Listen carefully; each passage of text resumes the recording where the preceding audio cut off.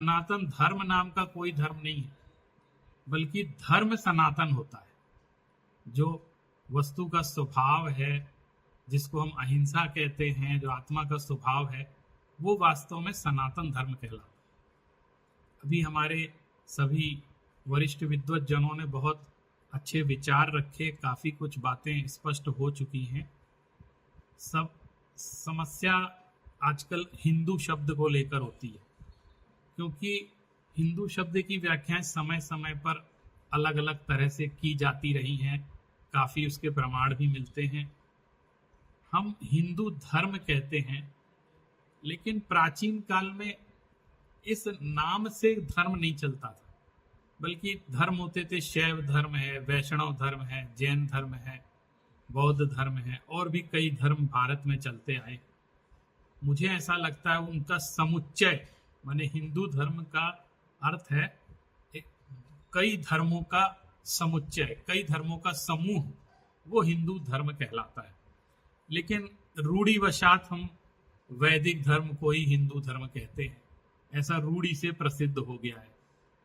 और हिंदू शब्द भी अपने अर्थों में किसी धर्म का प्रतिनिधि के रूप में नहीं, बल्कि एक संस्कृति के प्रतिनिधित्व के रूप में हमेशा से रहा है।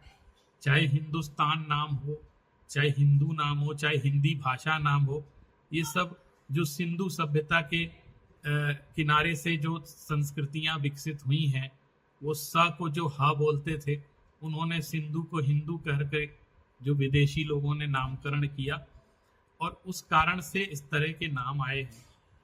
हम एक ये भी कह सकते हैं कि हिंदू संस्कृति में जो पलने वाले अनेक धर्म हैं, वो सब उनको एक प्रकार से हिंदू धर्म ही कहा जाता है। लेकिन अगर, जैसा कि आदरणीय प्रेम सुमन जी ने भी बात कही है, कि हम अगर जो धर्म की विभिन्न मान्यताएं हैं, उनको अगर समन्वय के नाम पे विलय करने का प्रयास करेंगे, तो वो अपनी खूबसूरती को खो देंगे, क्योंकि उन सब का अपना वैशिष्ट्य है, उनकी अपनी मान्यताएं, दार्शनिक मान्यताएं हैं, और वो अपनी विशेषता को लिए हुए हमारे सामने आते हैं। और पूरी हिंदू संस्कृति समन्वयवादी संस्कृति रही है। अभी आदरणीय धर्मचंद जी ने बताया कि हम इस दृष्टि से देख सकते हैं कि श्रमण संस्कृति और वैदिक संस्कृति दो समानांतर रूप से हमेशा से प्रवाहित होती आई हैं। इसमें हमको आगे पीछे करने की आवश्यकता नहीं है कि कौन पहले कौन बाद में।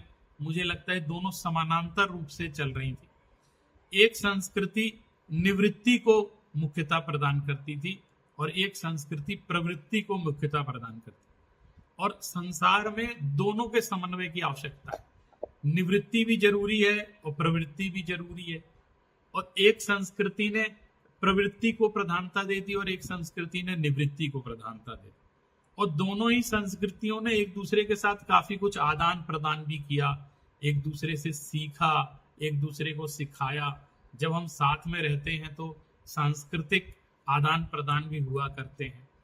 इसीलिए ही कारण है कि जैन साहित्य में भी जो हिंदू देवी देवता हैं, उन सबके नामों का स्मरण किसी न किसी रूप में कर लिया जाता है, और उन चरित्रों की जैन दृष्टि से व्याख्या की गई है। जैसे प्रोफेसर पीसी जैन साहब कह रहे थे कि रामायण भी लिखी गई, जैन रामायण भी लिखी गई, और भी बहुत सारे उदाहरण उन्होंने दिए हैं। तो हम अगर इस दृष्टि से देखते हैं कि प्रवृत्ति और निवृत्ति का समन्वय किस तरह से होता है, ये हमारे जीवन का अंश है। हम पूर्ण रूप से प्रवृत्ति में रहेंगे और अध्यात्म नहीं रहेगा जीवन में, तो हम जीवन का सार खो देंगे। और अगर हम कृपया थोड़ा सा जल्दी, अगर हम निवृत्ति की तरफ ही रहेंगे और प्रवृत्ति को नहीं देखेंगे, तो हमारे जो सांसारिक व्यवस्थाएं हैं वो संचालित नहीं हो पाएंगी। तो कहीं एकता की दृष्टि से भी देखा जाता है, कहीं अनेकता की दृष्टि से भी देखा जाता है।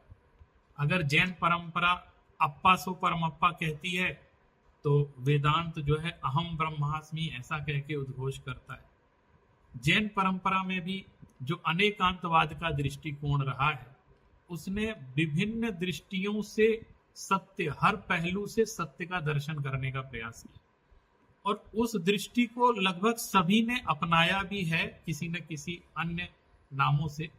तो ये जो हमारा सांस्कृतिक आदान प्रदान, ये जो सांस्कृतिक एकता रही है विभिन्नताओं के बीच में, ये भारत का सौंदर्य है और इसमें समन्वय है।